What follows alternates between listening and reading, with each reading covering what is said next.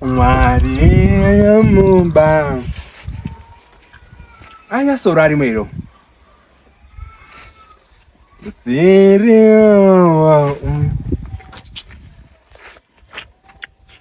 Ndaka. Kutanya sakari mo.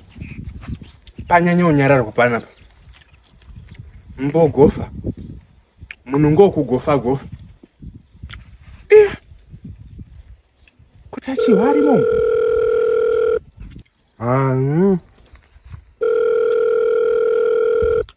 Yapinda. Hello.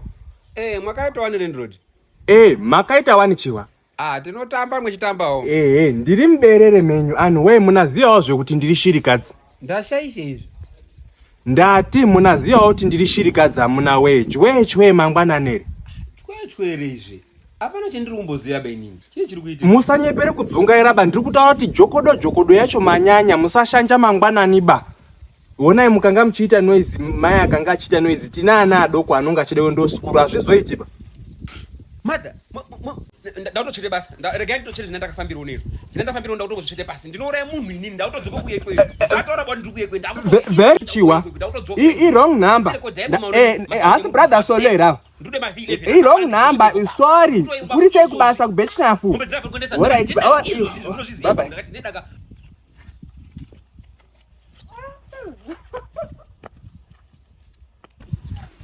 Mwakaita wani maichiwa mbau.